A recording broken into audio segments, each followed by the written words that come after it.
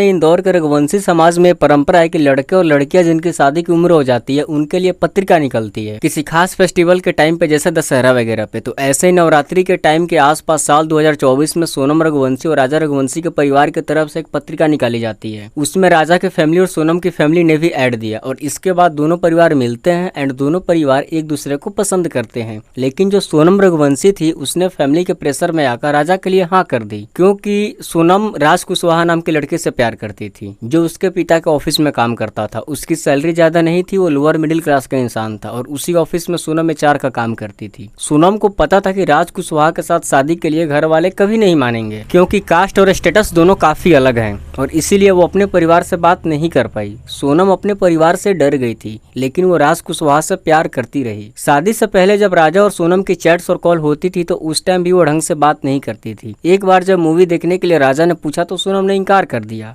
और इसी को लेकर राजा ने अपनी माँ से यह कहा था कि माँ, मुझे ऐसा लगता है कि शायद सोनम मुझसे बात करने या शादी करने में इंटरेस्टेड नहीं है। लेकिन घर वालों को लगता है कि राजा और सोनम अभी अनजान है तो वो शर्मा रही होगी और धीरे धीरे राजा के साथ घुलने मिलने लगेगी। खैर, धीरे धीरे दोनों परिवार के बीच बातचीत शुरू हो जाती है और सोनम और राजा की शादी हो जाती है। जैसे ही सोनम की शादी राजा के साथ होती है, वैसे ही शादी के बाद जो उसका अपने बॉयफ्रेंड राज कुशवाहा के लिए प्यार था वो पहले से भी ज्यादा बढ़ जाता है। हालांकि शादी के पहले राज कुशवाहा और सोनम रघुवंशी प्लानिंग बना चुके थे कि हम दोनों की शादी के लिए अगर सोनम के घर वाले नहीं मानेंगे तो तुम शादी कर लो और शादी के बाद हम लोग मिलके कुछ ऐसा प्लान बनाएंगे जिससे तुम्हारे हस्बैंड हमेशा हमेशा के लिए रास्ते से हट जाएंगे और ऐसा लगेगा कि मानो ये मर्डर नहीं एक्सीडेंट है और फिर हम दोनों लोग शादी कर लेंगे। तो इसके बाद प्लान के अकॉर्डिंग सोनम शादी कर लेती है। शादी के 6 दिन बाद कॉल पर राज कुशवाहा एंड सोनम दोनों प्लानिंग बनाते हैं, जिसका तहत यह प्लान करते हैं कि सोनम राजा के साथ हनीमून पर मेघालय घूमने जाएगी और वहां पर राजा को मार दिया जाएगा।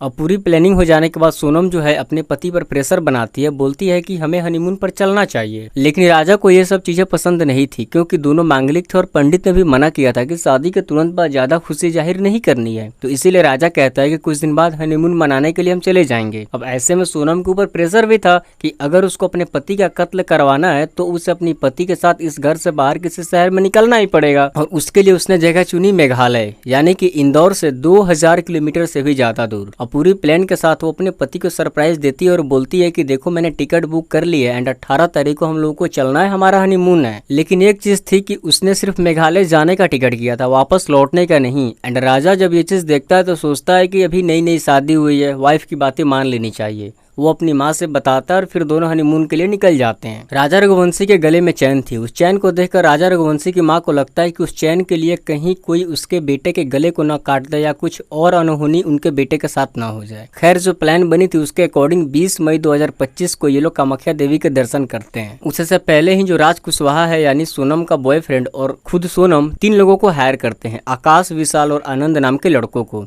जो कि राज के ही फ्रेंड होते हैं। उनसे कहा जाता है कि यह तस्वीर देख रहे हो, यह सोनम का हस्बैंड है और इसे तुम लोगों को रास्ते से हटाना है हमेशा हमेशा के लिए और रेकी करना स्टार्ट कर दो। अब यह जो लड़के थे जिन्हें 50,000 रुपए, फोटो और मोबाइल दिया गया था, इन्होंने रेकी करना स्टार्ट कर दिया और अगले दिन ये कपल भी सीधे उसी रूट से 20 मई को कामाख्या पहुंचते हैं और फिर सीधे मेघालय पहुंच जाते हैं। सोनम मेघालय में बहुत बड़ा दिखावा करती है अपने पति के साथ रहने का, घूमने फिरने का। हालांकि राजा रघुवंशी भी खुश मिजाज आदमी था, सोशल मीडिया पे एक्टिव रहना, रील्स वगैरह बनाने का काफी शौक था उसे। थोड़ा साफ दिल भी इंसान था जो इस इतने बड़े चाल को समझ नहीं पाया। खैर, प्लान था कि 22 तारीख को ही राजा को मार दिया जाएगा, लेकिन कुछ सिचुएशन ऐसी बनती है, आसपास लोग मौजूद होते हैं, परिस्थितियां अनुकूल नहीं रहती है, जिसकी वजह से वो लोग राजा को मार नहीं पाते हैं। तब ऐसे में 23 मई की तारीख को चुना जाता है और सोनम, राज कुशवाहा और इनके दोस्तों के बीच कॉल्स पर बीच बीच में बात होती रहती है। तो राज कुशवाहा है वो सोनम से कहता है कि अपने पति को लेकर किसी ऐसे इलाके में जाओ जहाँ उसे मारना आसान हो। अब सोनम हर एक डिटेल निकालनी शुरू कर देती है, सारे जगह पता करने की कोशिश करती है। तो उसे पता लगता है कि नोनगिरियाट हिल करके एक जगह है जहाँ पर डबल ट्रैकर ब्रिज है और वहाँ पर कई सारे हादसे वगैरह हुए हैं।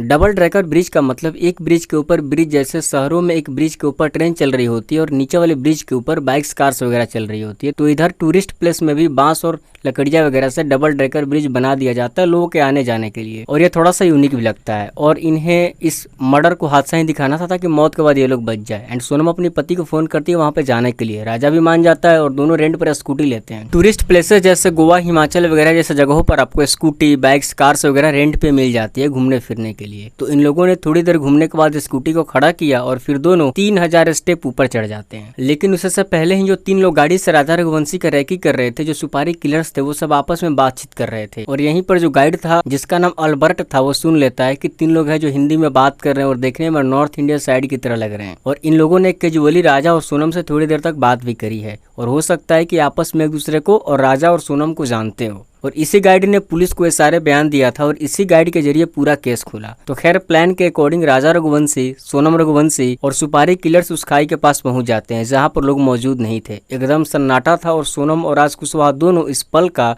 बेसब्री से कई दिनों से इंतजार कर रहे थे। काफी कुछ प्लान किया था इस पल के लिए। तो अब सोनम इशारा करती है। इसके बाद जो सुपारी किलर्स थे वो हथियार को छुपाकर वहां ले गए थे। वो सोनम के पति यानी राजा रघुवंशी के सिर के पीछे और सिर के आगे वार करते हैं और उसके गले पर वार करते हैं और फिर उसे उस ऊंचाई वाले जगह से धक्का दे दिया जाता है। और सोनम अपनी आंखों के सामने अपनी पति को मरते हुए देख रही थी और उसे तनिक भी इस बात का अफसोस नहीं हो रहा था। सोनम और राज कुशवाहा के इशारे पर ही हर एक स्टेप लिया गया और फिर फुल प्रूफ प्लानिंग के साथ सोनम अपना व्हाइट शर्ट उतारती है, उस लाश का कुछ दूरी पर रख देती है ताकि पुलिस को गुमराह किया जा सके और पुलिस को लगे कि सोनम भी इस हादसे का शिकार हो गई या फिर सोनम के साथ कुछ बुरा हुआ है। और फिर सोनम अपना रेनकोट भी वहां पे रख देती है एंड उस पे कुछ हद तक मिट्टी और धब्बे भी लगा देती है ताकि पुलिस उसी में गोल गोल घूमती रहे और सोनम का कुछ पता ना चले। जैसे ही राजा रघुवंशी का 23 तारीख को कत्ल होता है तो उसी दिन जो यह सुपारी किलर्स लड़के थे ये ट्रेन के जरिए पहले गुवाहाटी जाते हैं, वहां से फिर बनारस पहुंचते हैं, फिर एक बिहार जाता है और ऐसे ऐसे करके ये लोग वापस इंदौर पहुंच जाते हैं। एंड इधर सोनम को लग रहा था कि पुलिस को कुछ पता नहीं चलेगा, सर्च ऑपरेशन चलता रहेगा पूरे मेघालय में या इधर उधर